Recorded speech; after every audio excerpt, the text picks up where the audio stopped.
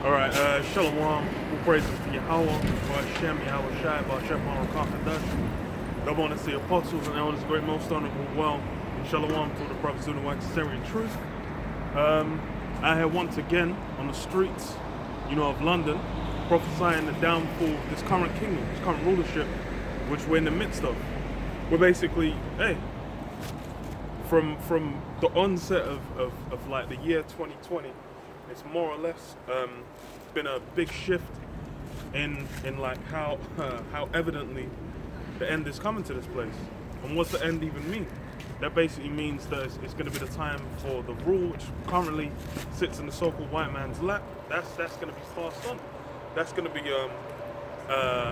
abruptly and swiftly taken from him. And then what? It's going to be the kingdom of heaven, which will be under the Israelites, which is the so-called Negroes, Hispanics, and Native American Indians. Yeah. So-called Negroes, Hispanics, and Native American Indians, beginning with Yahweh Shai, man, who the world ignorantly calls Jesus Christ, who's a so-called black man according to the scriptures. That's what we're coming. All the message we're coming out with. We're showing like, this is a time when Esau's coming out with force, and he's going to be pushing out his mark, man, that Karagma, which is an implantable microchip, which is something that if you keep up with the news, you'd know that's something that's been spoken about, that's been promoted. The big one is Neuralink by what's this guy called, Elon Musk. But there's various other ones. There's medical ones. There's one where they're saying, they're gonna hook you up to Google. The internet's gonna be in your brain. You're gonna become superhuman. All these things, it's a herald of the end, man. It's a sign of the times to let us know this current rulership is going to be done away with, and then we're going to go into what? Kingdom of Heaven. Let me start with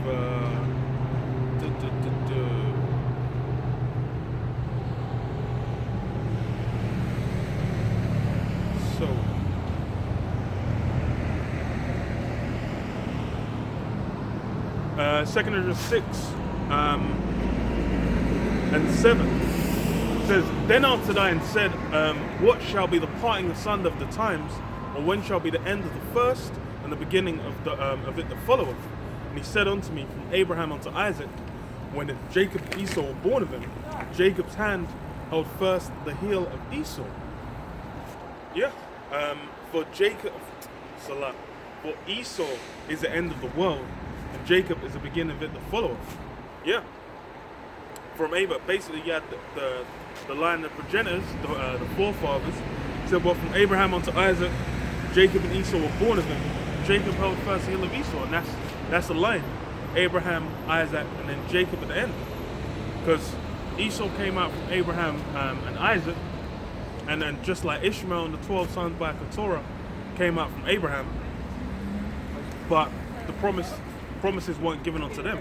It was basically set up so that Israel was going to get, man, the so-called Negroes, Hispanics, and Native American Indians.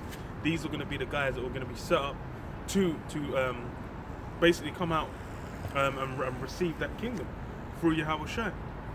It says, For Esau is the end of the world, and Jacob is the beginning of it that followed. The hand of man is betwixt the heel and the hand. Other question Ezra asked thou not. Because when they were born, Esau came out first, so he came out red all over. Because why? He lacked pigmentation. And that was a curse, the curse that was put on Cain, that came back on on Esau, when they were reincarnated. And then what? Jacob held onto his heel. Because why? Jake's going to be the one to pull down Israel. Jake's going to be the one to pull down Esau. And then you go into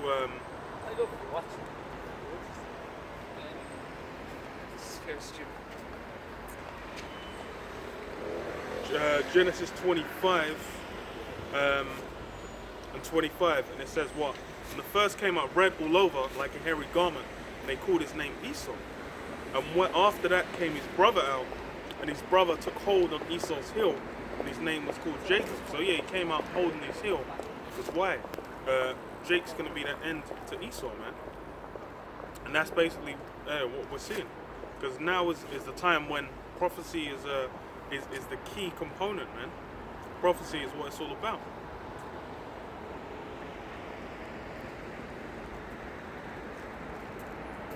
And what do we see? What do we see going down? Basically, nothing but prophecy that's happening. The main key prophecy is what? Is that mark? That's the main thing that we're observing. We're seeing it come into fruition. The groundwork's being laid out for it, utilizing what the the Maxine passports, utilizing this whole system, electronic digital system that's basically tracking where people are, keeping people's information, basically getting them integrated and interfacing with these systems. So when it transfers to the full thing being brought in, then hey, it's prepared the way.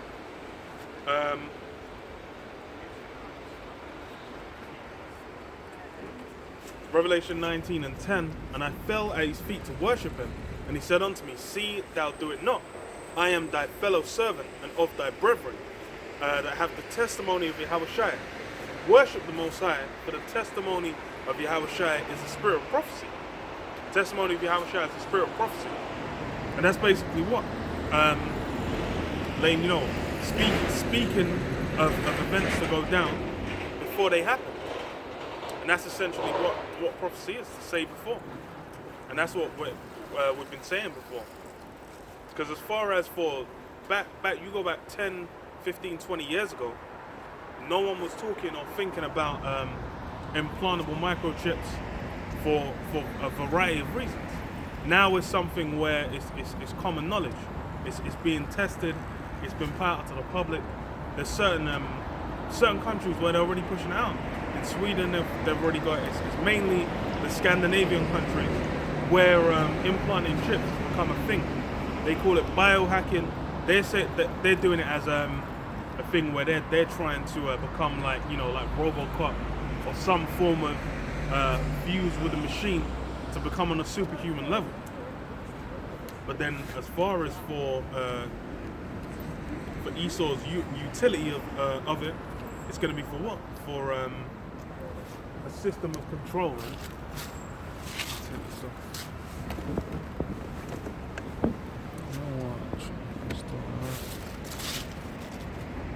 A system of control. Ezekiel 28:2 says, Son of man, say unto the prince of Tyrus, Thus saith the Most High Power, because thine heart is lifted up, and thou hast said, I am a power, I sit in the seat of the power, in the midst of the seas, yet thou art a man and not the Most High, though thou set thine heart as a heart of the Most High. That's basically what's being done. This whole system, this whole utilization of technology to attain things the Most High does, that's been Esau's MO. When you look at like the whole census taking system, a lot of means of basically going out and tracking everything and putting it all into different forms of systems and structures, so you can try and have total control over things. Going into dealing with biologically altering different things, whether it's plants, whether it's trying to do it to humans, whether it's doing it to animals. Trying to basically take control of the affairs of life and death, man. Of being able to bring into existence what you desire. That's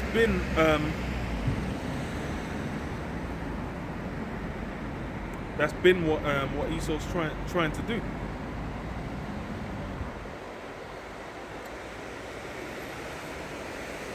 And that's like since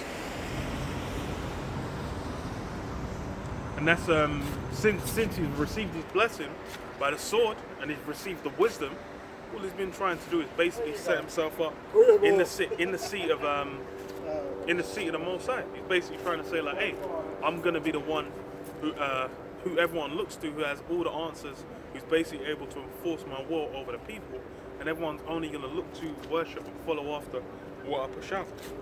Let's see.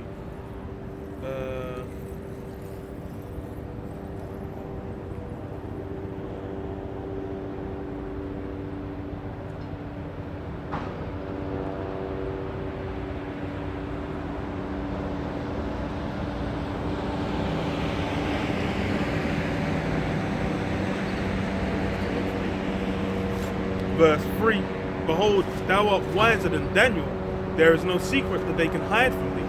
With thy wisdom and with thine understanding, thou hast gotten thee riches. And that's, hey, he's wiser than Daniel. He's basically able to understand. There's prophecies that you go back to. There's certain challenges that are put to prophets back in the day. Certain things like, can you measure the wind? You know, can you find the beginning of certain things?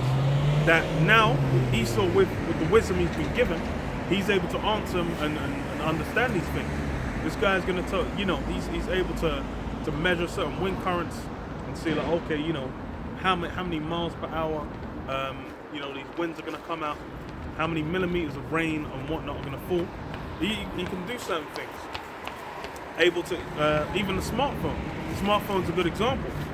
It's basically the modern day Urim and Thummim, where it's you can bring up all forms of knowledge through here, and foolishness as well. You can record images, take pictures. You can check in to a live stream halfway around the world. You can do all forms of miracles that going back in the ancient world. These things would have not been nearly as possible. But then what? It's with that, Esau's got puffed up, and he's basically reached a point where he thinks like, hey, now that because he's been able to do so much, this guy's he's able to fly and soar into the heavens. You go back, it was like early in the 19th century when flight was made, and then less than 100 years later, this guy was able to get into space. You know, shoot things up into space. So he's really thinking that he's put himself on a super level. He's able to do things that you know, no one's been able to do before.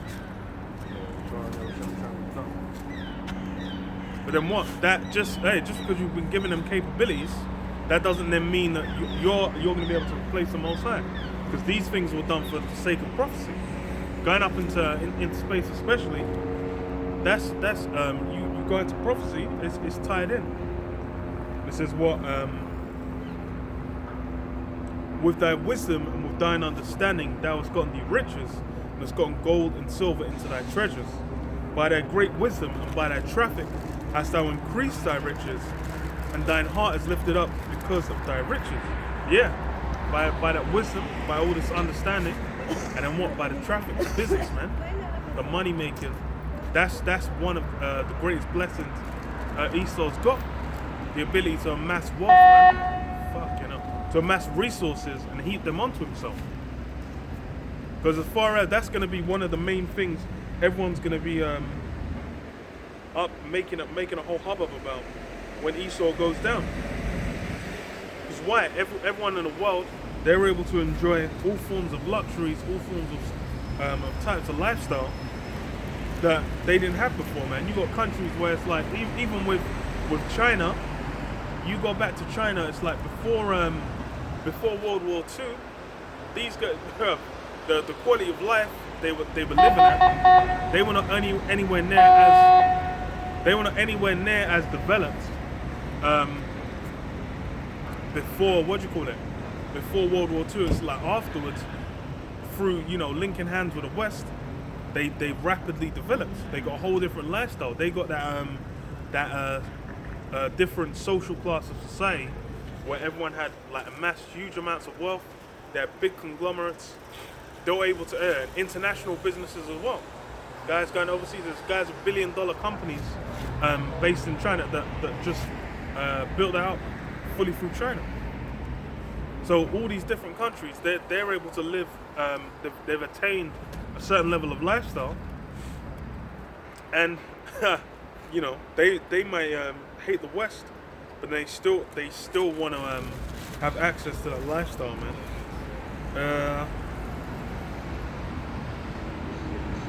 Revelation 18:9, and the kings of the earth who have committed fornication and lived deliciously with her shall bewail her and lament for her when they shall see the smoke of her burning, standing afar off for the fear of her torment, saying, Alas, alas, that great city Babylon, that mighty city, For in 1 hour is thy judgment come. Yeah, they're going to be lamenting because what? That great city Babylon. They're invested, man. That's as far as for everyone in this world. They're all invested, man. They've thrown in their lot with the so-called white man, with his kingdom, with his rulership, with his power structure. Because why? As far as you look, it's the same as when the Egyptians were on the scene. Because the Egyptians had chariots, and they were mighty, and they were many. that was it. They basically saw they had a level of capability. Yeah. They had a level of capability that no one else had hit round about them. They had amassed resources that other people weren't able to do it. What's is it football today, or is that what it is? I don't even know, bro. I saw them paraded over there. I was like, what's? I thought it was a march. But they had amassed like Wealth. Yeah, wealth and resources as well, man. Them guys had the full stores during the famine, and they were able to basically gain hell off that. You know, it's recorded in Genesis. And then what? So with those means and those capabilities, then they get into a position of prominence. Then, and that's the thing is they all start thinking they're gods on earth, man. Once they receive the power seat, they start losing their minds. What you gonna lose?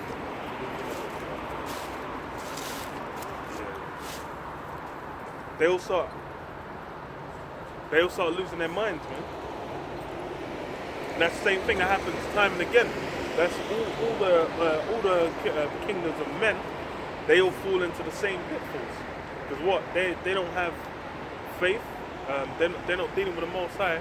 They don't understand that they'll understand that hey, Yahweh Hashem Yahushua is the one that set them up. But then they're not going to pay homage, man. They're going to go off and just be losing their mind in their own shit, worshipping their idols, and it's all going to crumble, man. Or they're going to be following all different forms of madness. Standing afar off for fear of torment, saying, Alas, alas, that great city Babylon, that mighty city, for in 1 hour is thy judgment come. And it's going to be swift in 1 hour, man. It's basically going to be a combination of a variety of things hitting at the apex and bringing America to an end. That whole dream, that whole ideal is going to go up in smoke. The Lord's going to put the Spirit on people to then understand and know how bugged out they've been the whole time. Because as far as it says what, even for us, for so-called Negroes, Hispanics, and Native Americans, being recognized as Israel, that's going to go down. Everyone's going to know who the real is. And they're going to know Yahushua when he makes his return. It's going to be known. Every eye is going to see.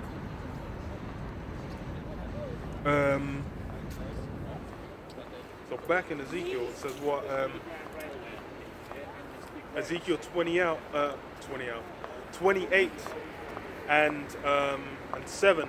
Behold, therefore, I will bring strangers upon thee, the terrible of the nations, and they shall draw their swords against the beauty of thy wisdom, and they shall defile thy brightness.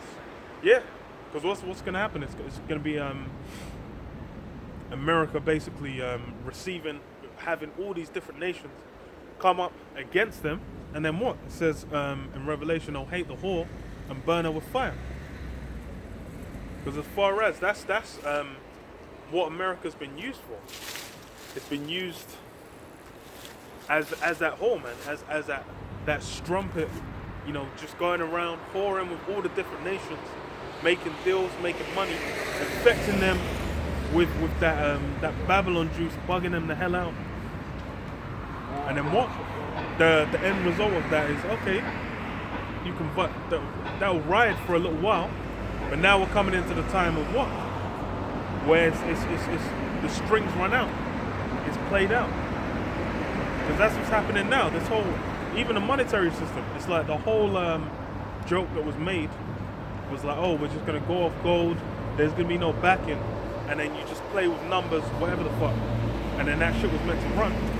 But lo and behold, now it's coming to the point where, and that's the joke, is like in America, I think maybe in the last 2 years, 2.5 years, it's been like maybe 4 or 5 trillion have just been materialized out of thin air. And the impacts are being now, and for the longest time, you weren't hearing shit about inflation. And now it's just come like, it's come like people are being caught with their pants down. But that's exactly what, that should already be known, man. You got examples like the Weimar Republic where you've seen how it can hit hyperinflation and then it's done out. And that's the same thing happening. But what these things is for prophecy. Because as far as it's for these elites, they're looking to move over to that mark, man. They're looking to move into the Karagma system where everything's all digital, man. This is why you've had what NFTs just become everyone's popping off NFTs, everyone's into crypto, everyone's into blockchain technology. All these things have just all of a sudden come to prominence because those things have been around for a while, but now it's in a proper public space. You got people with hella money, big companies getting into it. I think one of the biggest ones that made it blow up was like Elon Musk taking Bitcoin for Tesla, which he did for like, I don't know, 6 months or some shit. Then after then he was just like, actually no, we're gonna forget about all that. But then what? It was after that everyone was all into it. Like, oh, okay, yeah, you got diversify, get some crypto, blah blah blah. All leading to what? The Karagma, man. That mark. That system where this paper currency suspended, the current systems are suspended, and it moves on to that fully digitized system. Recently, you had a drill that was headed by Israel, the state of Israel, alongside the likes of Britain, America, Thailand, and other different countries, and they basically had a drill where they basically did what would happen if there was a financial crash, and it was also headed by the IMF, and also what's the other another bank, main bank, but I can't remember what.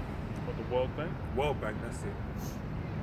So basically, they did that more recently, and that was really for what? They're testing, they deal with problem, reaction, solution.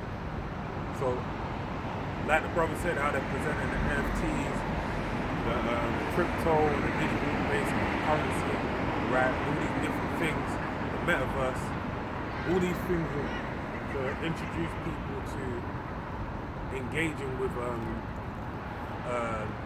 technology that's going to lead to the Karagma, right? But then in doing so, really a lot of the time, what's really being sold with the NFTs and crypto as well is that you can get in where everyone missed out with it, with the .com boom, right? With all the different times in past history where we had a great shift in societal norms, and the people that basically invested in those shifts, they basically made a fortune. You could participate now. You can get in early, all right? But they don't know that there's a greater means to an end being played out, all right? And that's why we go on the other side of things, as I mentioned with the drill. The reason why that's happening is for what? For them to bolster the reasoning for them to introduce all these things, all right? But really, on many levels, it's Esau being the devil, all right? Because it's funny, because I was watching one thing about the Japanese. They got quite good different systems they have, right? One being Kaizen, like in terms of progressive overload and things like that. That's basically what it is. And then there's one financial one, I can't remember, Keel book or something like that, I can't remember what it is.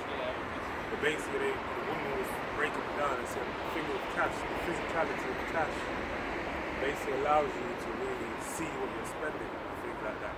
Whereas when you have like a contactless card, you just, and I've seen the memes of this, like when you use your contactless card, it feels like it's not real money. And a lot of people feel like that, so they go around tapping.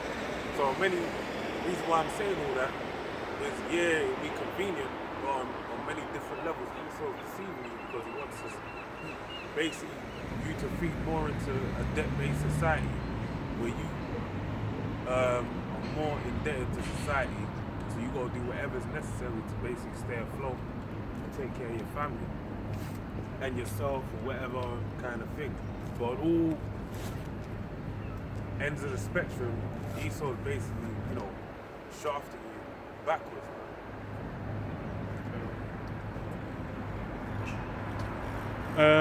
Psalm 64 and 5.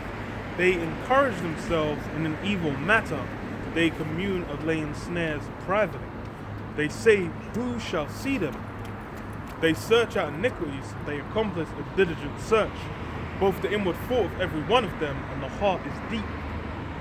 So yeah, that's these evil matters Esau's encouraging himself in, is constructing these systems so that he's basically looking at his end goal, man. The end goal is to have everyone with the paragma, man. Everyone enveloped by the beast system, man. That's what their goal is. So all these different things up until that point, these things are basically just snares, man. Traps being set. Because it's like now, if you have someone like back when you had cards where you have to sign with them, Americans still have a lot of those, a lot of the time. But then they switched it to chip and pin. I remember they used to do the adverts. I think Barclays did it first, for like Barclays Pay, with the contactless adverts, where they have like someone slide through a shop and then just like tap it on the way out to make it like look like it's super smooth and super easy. And then Barclays did those festivals, I can't remember what they're called, where they'll have like events where you come in, then you'll just top up like a contactless band, and then when you go in, you'll just be going through, you maybe pick something, then you just tap the band or whatever as payment for it. Oh, yeah, they do that. Can't remember, it's like, I had to look at, I think they did it repeated a few, they continued doing it afterwards. But then what, you have those, all those systems, it's basically what? Making people comfortable, man. Easing people into it. Smartwatches as well. And then you even had like smart cards where you have like an app where you put your card details on, you'll be on one card kind of thing. You can use your phone. Even though it didn't really last too long, it's all kind of that ubiquitous technology. Making it as easy as possible. Zero friction kind of thing, where you're basically, you get so used to the, because it's like contact. Once you start using contactless, anytime, bruv, there's people where they'll come, it's like they'll have like 5-6 cards, they'll just keep tapping until one works because they don't remember the pin number for any of those. They ain't putting the pin for time. And it's like the contactless limit went up to like £100 like maybe a week, 2 weeks ago. So they're basically facilitating that.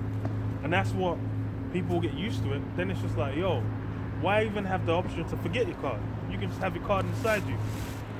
But then what? That's the evil. What you'll find is a lot of people that are not saying it. I had a conversation with a Jake at work on the plantation. A lot of people, Edomites included, that are just not fucking with this at all. They're not on it. But what you find is the people that, it's funny, well, maybe not even go into that, but yeah.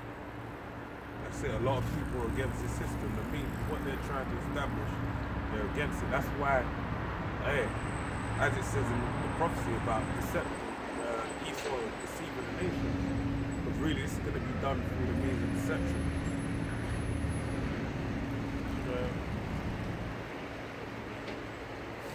What's that?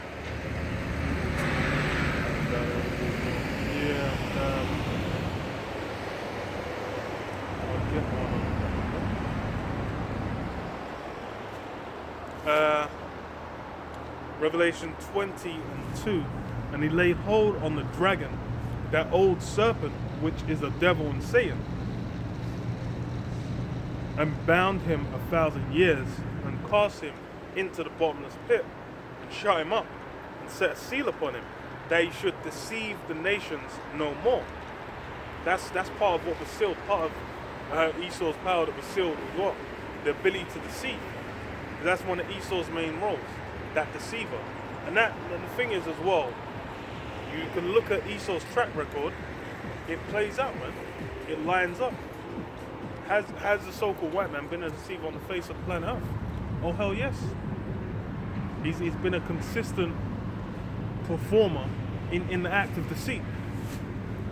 Then what? That basically means that what the fuck is that bird doing? But that basically means what? This guy's MO hasn't changed. Sirach 12 and 10. Never trust thine enemy. Because why? That's something that, hey, I'll get that as well. It says,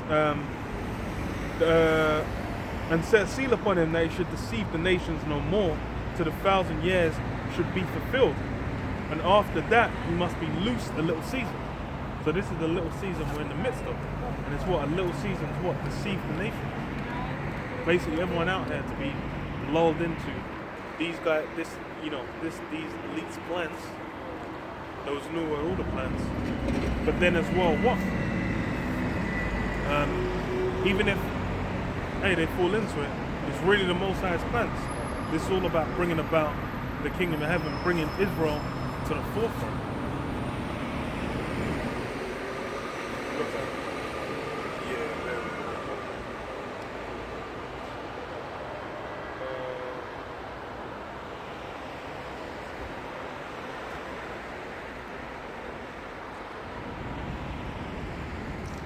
I remember the halfway through, and then I forgot. I knew I was.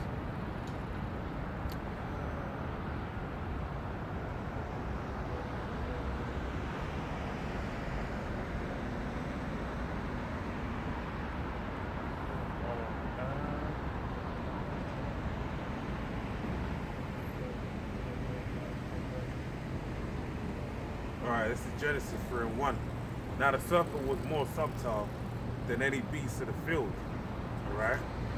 Actually, let me look up the word subtle.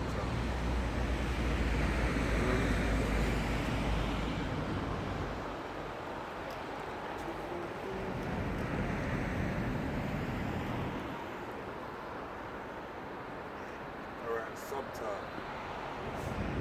The word there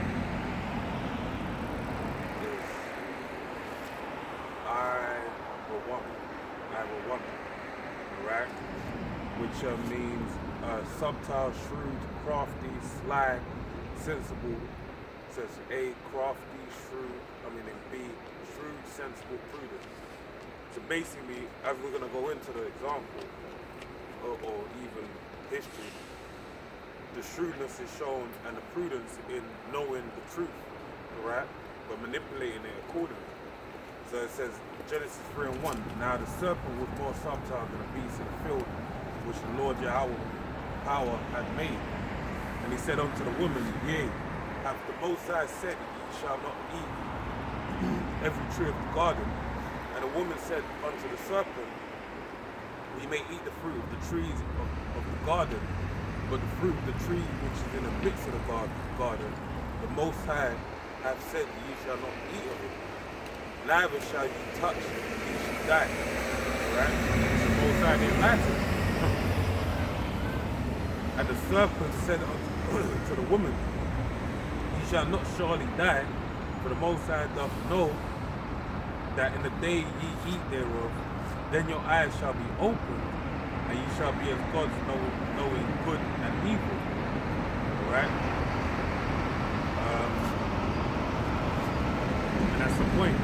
Because Esau really presented a reality, a truth, right?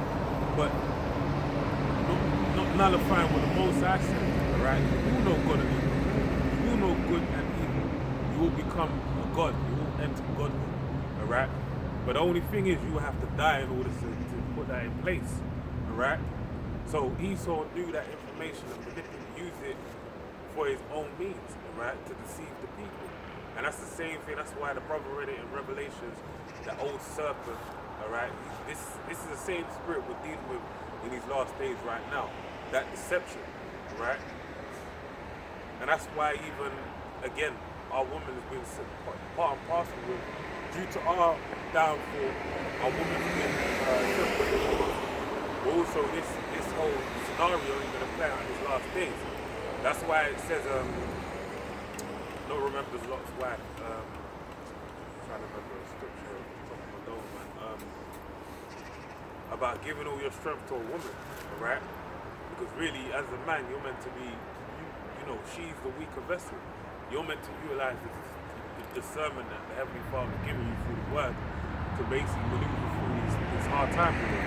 That's why Isaiah 33:6 says, wisdom and knowledge shall be the stability of thy times, right? And it says in Job, the Most High didn't impute wisdom unto the woman, right? So it's on you to basically maneuver through these times. And it's really you against the serpent, right? And if you lean onto Eve, you're going to get deceived, man. You're going to get taken by the wiles of the devil. You know what I'm saying? Funny, well, okay. Ecclesiasticus 12, I'll start from 10. It says, never trust thine enemy, for like as iron rusteth, so is his wickedness. Though he humble himself and go crouching, yet take good heed and beware of him, and thou shalt be unto him as if thou wast wiped a looking glass, and thou shalt know that his rust hath not altogether wiped away.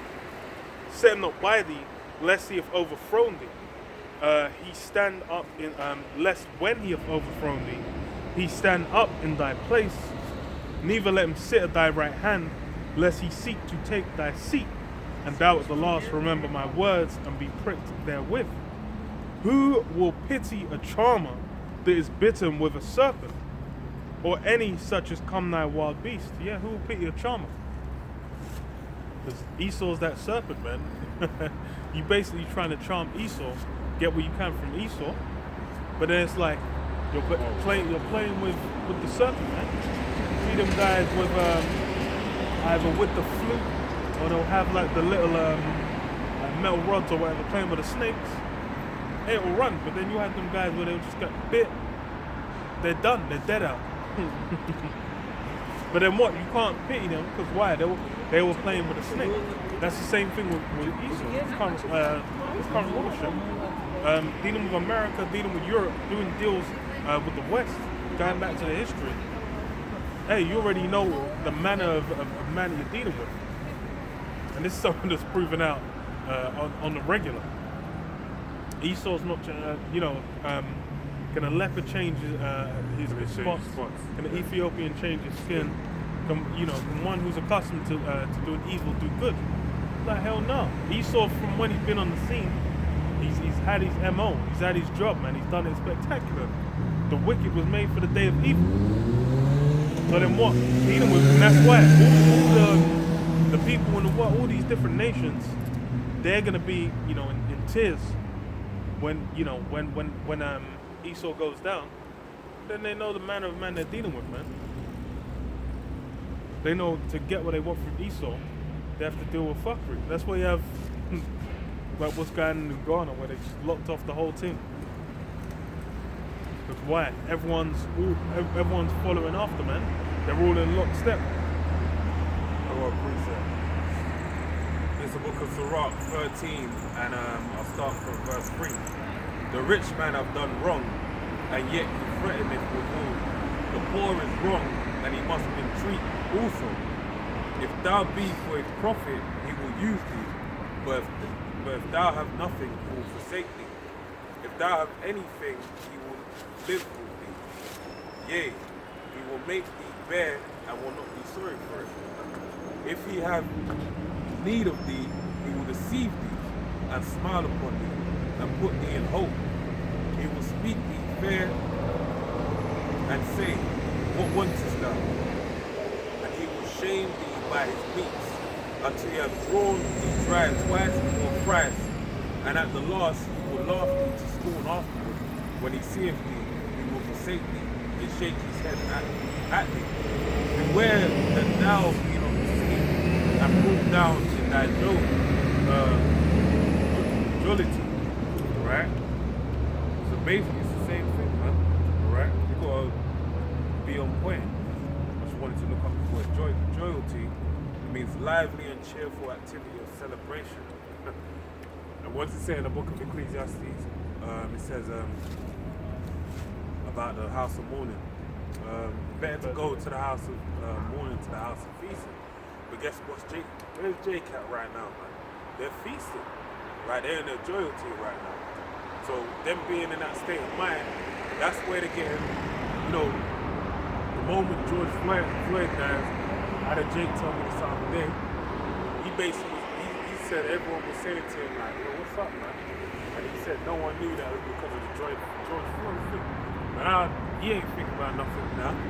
He's thinking about all the worldly things he has to accomplish, alright? And that's how Jake is. Jake is thinking about the party and bullshit type of attitude, right? So all those things is the things that Esau, this devil, alright, the so-called white man is basically utilizing against us.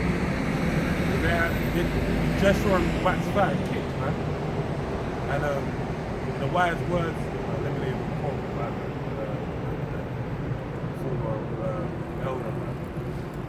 But basically, you know, you can buy a nigga cheap, man. It don't cost a lot for a nigga to get bought out. And then when they realize what 2 million or £1 million really is, $1 million, 2 million 10, is when they realize for what it was in exchange for. That's when they realize I've been slighted, I've been robbed, and they want to try and get back what they lost, right? And it's too late. So yeah, they sold themselves cheap. That's it. That's because they don't know their own value.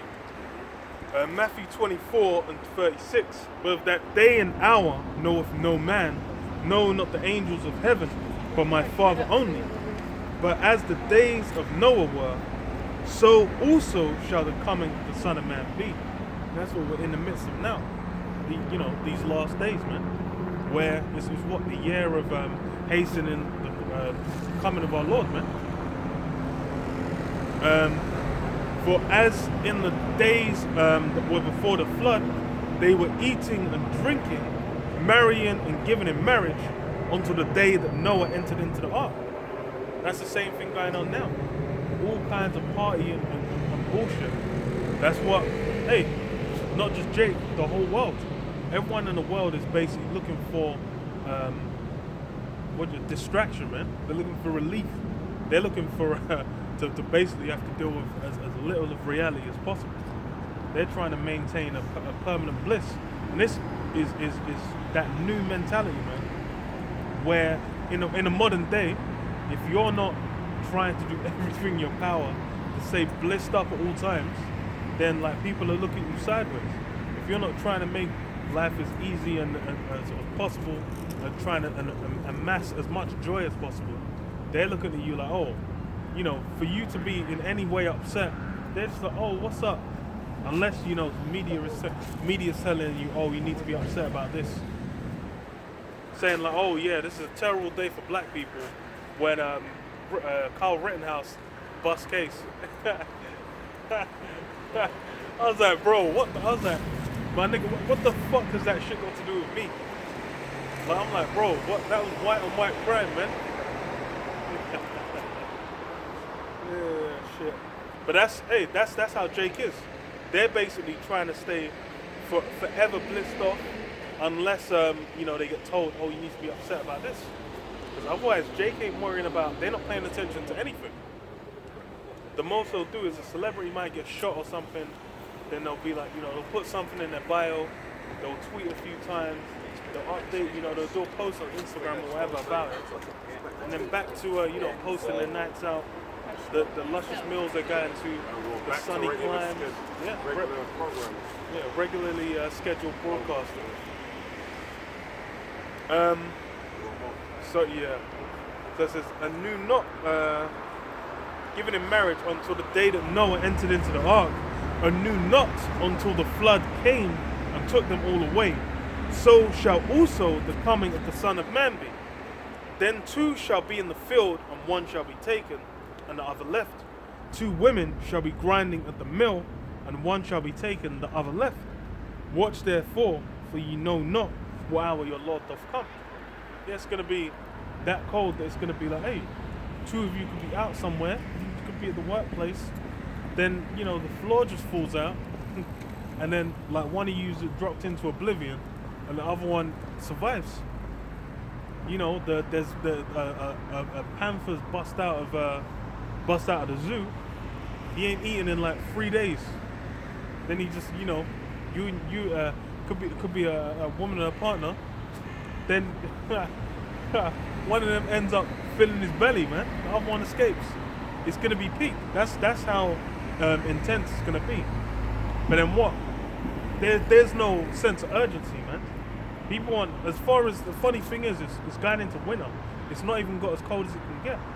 You've had a bunch of these energy companies going under, still going under, to where it's the price of like there's an energy crisis. They're calling it energy crisis. People being able to receive enough energy and how much they're going to be paying. People saying their bills gone up like 200-300%, 400% bill increases, and they're saying, oh, it's fine for now, but then it's like 2-3 months down the line, how's it going to feel?